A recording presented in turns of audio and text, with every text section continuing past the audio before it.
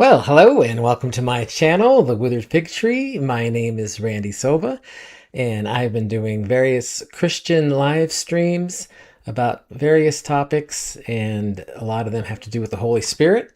This particular series is called Spiritual Realities, and we will be getting to the Holy Spirit towards the end of the series, but right now we're just talking about spiritual realities in general. Let's go ahead and get started. So this is part 2 of Spiritual Realities, and the title is Whispers of Reality. And the first thing I wanted to talk about, partly to review last week, but also to clarify some things that I said last week and clarify what this series is going to be about. So I want to talk about why I am even talking about this at all. One thing I wanted to clarify, as I was reviewing what I did, I realized I said something incorrect. I was discussing common Christian responses to paranormal photos and videos, and I said, when it comes to the paranormal, the Christian answer is either that's a hoax or that's demonic. They say it's a hoax more often nowadays because of AI and CGI and how easily things can be faked. That's true. Whereas in the past, they would have said it's a hoax only if you could see strings or you could tell the person was being fake.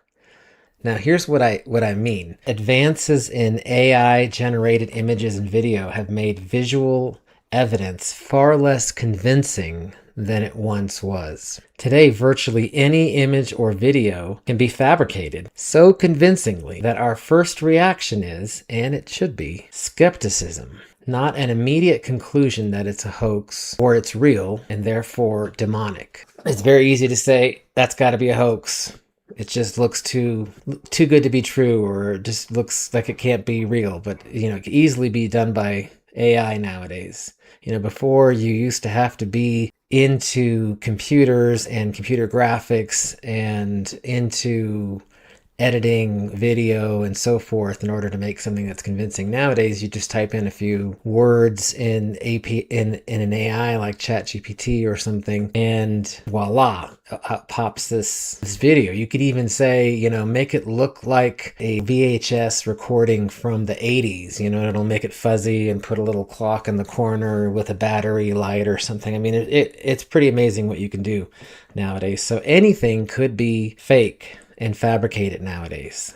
What are we to do with that? I don't think we should just immediately say it's a hoax. We should do, due diligence, or other people a lot of times will do due diligence in terms of analyzing the video or even having AI analyze the video. I guess what I'm trying to say is that we shouldn't make any quick conclusions. That's one reason why this series that I'm doing is not built on internet clips or viral videos or anything like that. What I'm doing is looking at the broader categories of reported human experiences across time. So it's not just about things that are happening nowadays. It's things that have occurred across time. Things like recurring patterns that, taken together, may deserve a more thoughtful consideration. Why are we even talking about this? One of the things we talked about last week is that the Bible definitely affirms a spiritual reality. I mean, most likely, if you're a Christian and you're watching this video right now, you believe in some sort of spiritual reality outside of our corporeal existence. You think about how God talks about himself, how he talks about that he is a spirit. You read stories all throughout the Bible about angels and demons, and you read, very early on, like in Genesis chapter 2, that God breathed his spirit into Adam. We believe that a human has a spirit or a soul, and that God's spirit, a part of God's spirit, can also live inside of us. We know that the Bible talks about the afterlife, things like heaven and hell. And the Bible also talks about spiritual experiences, things like miracles and visions and other supernatural encounters, things that just are normally not the case, like splitting the Red Sea or fire raining down from heaven, destroying cities, all kinds of spiritual out of this world experiences are confirmed in the Bible. I also talked about how even though that's the case, the Bible still tells us surprisingly little about the spiritual reality. It does answer questions necessary for salvation. So that's good. Check that box. That's what the Bible, you could say that's what the Bible is for. It's not to describe what the afterlife is exactly. I don't even think it could be done, right? It'd be like trying to describe color to someone who can't see. Instead, what it has to do is it has to tell us what we need to do in order to go to heaven, in order to avoid going to hell. Nevertheless, it leaves many questions unanswered. It basically has to leave many questions unanswered. But curiosity in the afterlife, or in the strange, or the hard to explain, curiosity is neither fully satisfied nor completely discouraged. Still, we're left wanting, but we're also not told you cannot look there. Don't look anywhere else. We do see all kinds of biblical figures who seem to receive a lot more information about, or a lot more confirmation, maybe is another word, about the spiritual realm than we do. I think about Elisha's servant, who his eyes were, he prayed that his eyes would be open. He could see what he saw. And sure enough, his eyes were open and he saw these angels and chariots of fire around him. That's what I mean by curiosity is not completely discouraged. Let's see. Human experience has reported additional phenomena throughout history. So outside of the Bible, people from all cultures across the world and across time have reported things that are very difficult or impossible to explain about our physical reality that we find ourselves in. They describe things like apparitions, near-death experiences, past life memories, out-of-body experiences, and more. The question then is, how should Christians respond? Should we ignore all of these things? It's easier to do if you haven't experienced them, but even if you have experienced them, you think you saw something, should you ignore that? Should you dismiss it altogether? Or should you accept them uncritically? No, definitely not. Should you investigate them carefully? I would say yes. So you don't want to be gullible. You don't want to be dismissive. You want to examine the evidence, and you want to give weight to historically repeated phenomena. Sometimes something's new. Like one of the things we talked about was organ transplants. And of course, that is a new phenomenon because it didn't exist in the past. But what I am saying is to give weight to things, for instance, like UFOs, star people from the skies have been talked about for really as long as history has been written down. We do find examples of things like wheels within wheels, Ezekiel in the Bible. And it's even interesting to look at European art, that for the Renaissance and during the Renaissance, they would paint pictures and sometimes there'd be like a UFO in the corner. And it's like, well, why did you put that there? Those are, historically repeated phenomena. And then we do want to compare it to Scripture, taking into account the fact that the Bible really doesn't say a lot about these things, but nevertheless, you can find other scriptures that also deal with such topics. And then to ask what, if anything, this implies. So I just saw a ghost, or somebody says they saw a ghost throughout history. They've been seeing ghosts. What could that mean? I guess I would end this particular introductory slide by saying that the purpose of this series is not to prove paranormal claims. I'm not doing that at all. But to ask whether recurring human experiences may provide additional clues about a spiritual reality the Bible affirms but only partially describes. Evaluating the evidence. Before we start with new material, I'd like to say a few words about evidence itself. Now, every kind of evidence has strengths and weaknesses. I think we know that. And I was talking about earlier about how it's kind of unfortunate that we can't really even trust our eyes anymore when we are viewing videos and, information type evidence on the internet, because everything can be faked so easily. So it's gone from being a strength, getting a video of something, to now being a weakness of sorts, or at least neutral. We know that science is valuable, but not exhaustive. I hope we know that science is valuable. Sometimes we might think that we've been disappointed by science in so many cases. We've maybe been disappointed by scientists, or a particular scientist, maybe someone who's an atheist or something, who just everything they come out with seems like some sort of attempt to disprove God, or disprove the Bible, or disprove any sort of spiritual reality. But science itself has to realize that it is not exhaustive. It hasn't covered all topics. Sometimes I would say that's intentional. Sometimes it just has to do with it just can't cover all topics. It has to cover the topics that it has a chance of providing some sort of additional information for, or making some sort of hypothesis. We also have to realize that testimony is imperfect. We know that when someone says something and we have their retelling of the story along with, let's say, some sort of video, or maybe a photo or something like that, we know that it's imperfect. It's kind of like when somebody's accused of murder and you see them on the news, being led from their house or something like that after their child has disappeared. And you know how you hyper-focused on, is the person smiling? Do they look distraught? Do they look guilty? You hang on every word that they say. But then we know that people handle circumstances differently. Someone legitimately their child may have been abducted by some criminal, and they may be being led to their house by an investigator who happens to make a joke to maybe lighten the situation. So they smile, and then suddenly everybody's like, oh my gosh, that person must have done it to their own child. We know those types of situations.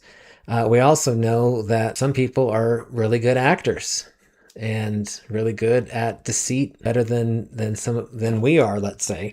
Just because they seem very convincing, they may be just a good actor. So we know that that testimony, human testimony, is imperfect, but it's still not worthless. One category that we like to put things in, that don't quite make sense, and we're listening to somebody who's talking about their experience and it doesn't make sense.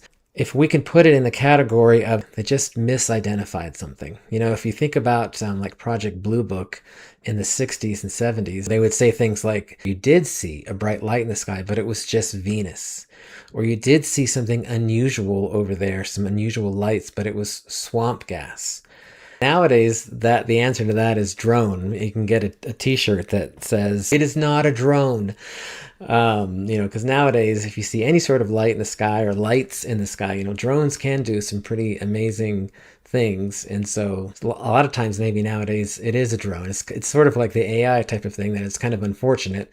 It's unfortunate now that we have so many drones and that they can, coordinate and change their colors and move all around and just do amazing things. But that also means that the traditional methods of trying to identify a UFO or distinguish a UFO from something natural becomes impossible to difficult. Personal experience is informative but not conclusive. And I would also say personal experience is most beneficial to the person.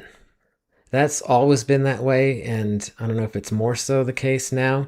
There's certain things that may have happened that you experienced, and that when you talk to somebody, even if it's some, really trusted friend, that they weren't there, they didn't experience it. And so they're not going to be able to conclude much from it, other than they can definitely see, maybe from your sincerity, from your eyes, from the way you're expressing yourself, that they know that you experienced something. But what exactly you experienced, they are applying this type of a lens to what you're saying, which is in some ways it's good. You don't want to be too doubtful, but you do want to weigh the evidence. All right, so we already talked about AI and CGI greatly weakening visual evidence. Historical patterns deserve consideration. And a lot of times, just like with regular history of wars or how your country started, or events in the past that were really important, a lot of times nowadays we don't know them. It's unfortunate. But if you really do want to start investigating some of these things, looking into history, is very important because, for instance, Columbus in his captain's log, as he was sailing from Europe to the New World, he wrote down some things about green lights flying all over the place and going into the water and out of the water. And there weren't planes, there weren't drones, so what was it that he was seeing?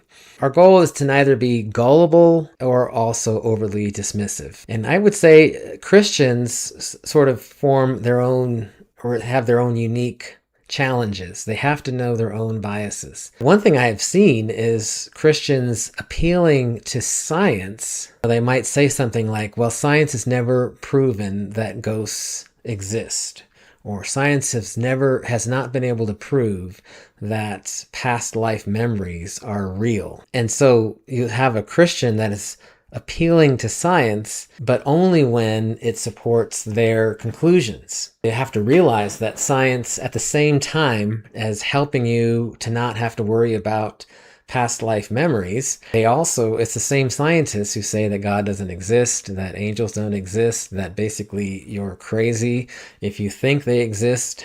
Maybe not all scientists are that way, of course, but that's sometimes how we feel, right? And then they also have to know about this proclivity to judge things unusual as demonic. I mean, in the past, the trope was it's a witch, a superstitious go-to. That anything that happens it's because somebody did something, and you look at somebody and you come up with some sort of test that is a catch-22, that really the person, if they say they are, well, then of course they are. And if they say they're not, well, by virtue of saying they're not, they are. And so that's how it used to be in the past. And today that has sort of morphed into from it's a witch to it's demonic. And, sometimes a lot of these things could be some sort of demonic force at work. But again, that's what we want to do, is we want to investigate these things.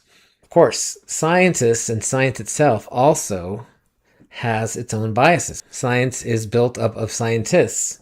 It's humans, and those humans have their own biases themselves. Scientists would have to admit that not every important question is easy or affordable, maybe is a better word for me to put there, to investigate experimentally.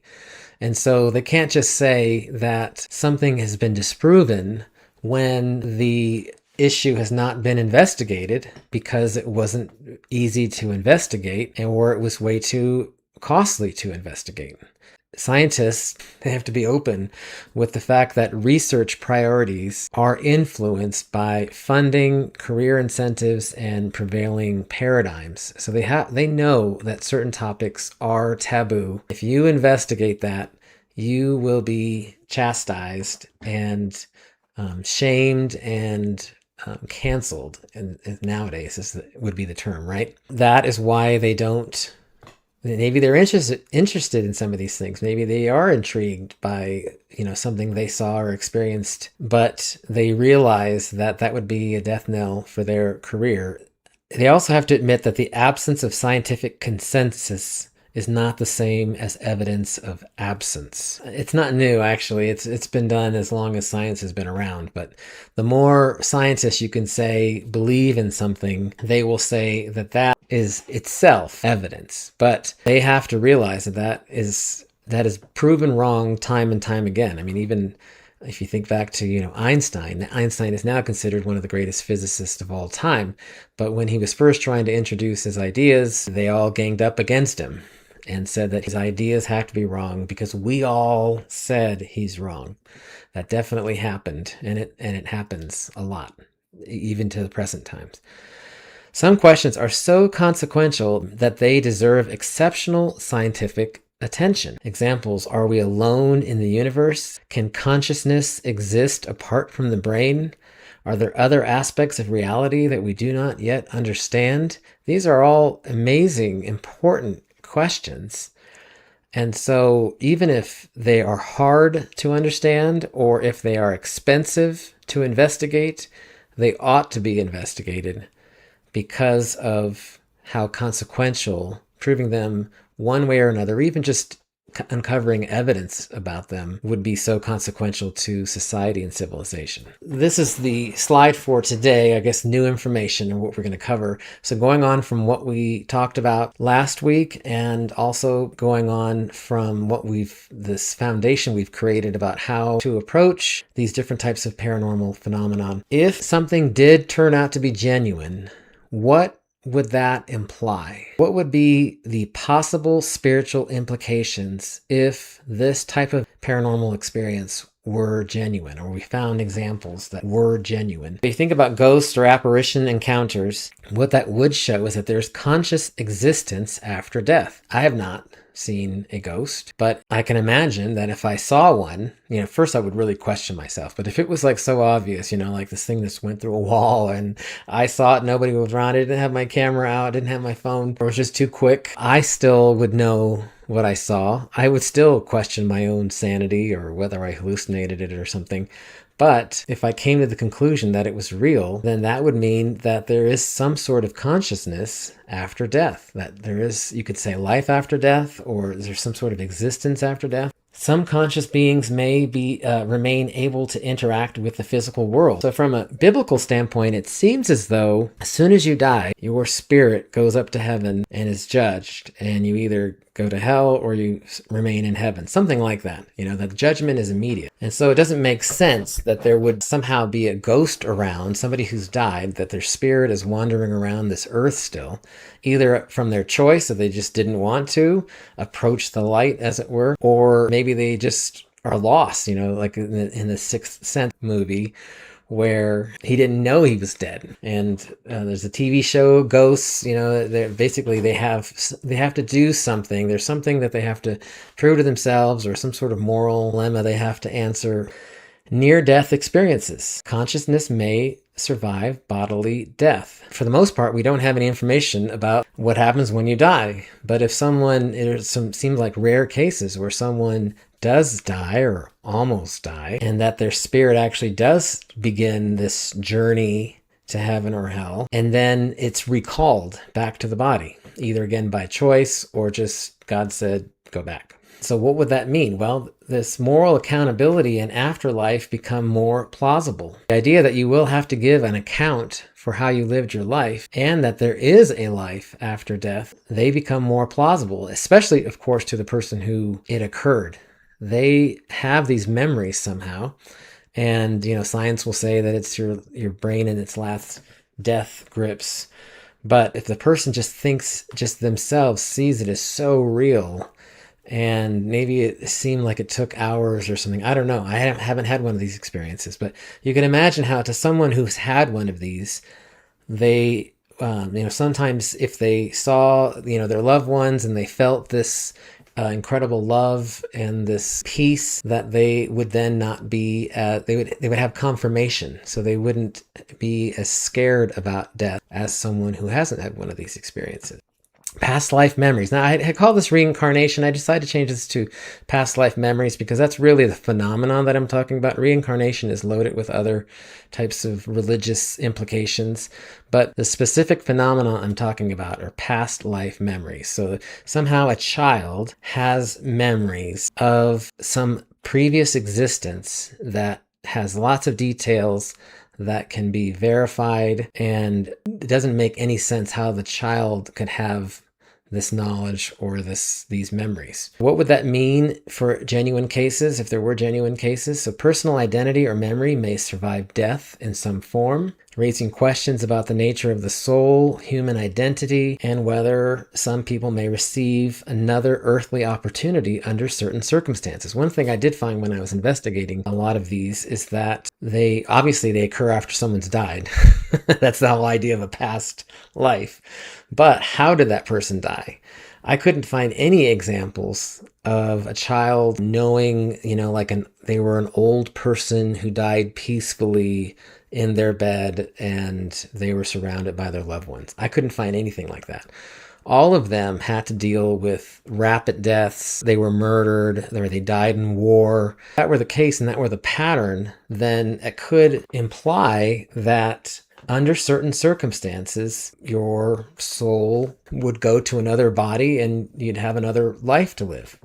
The Bible definitely doesn't say that. In some places, you would say it says that doesn't happen.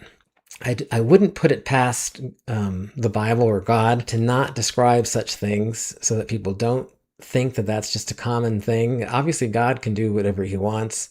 And so if God saw someone who deserved another chance or something like that, God could do that. You don't want to rule those things out, and you do have to look at them, some of these cases that appear to be or have qualities of being genuine, to see what would that imply about the spiritual reality. Now, I think I can cover this one pretty quickly.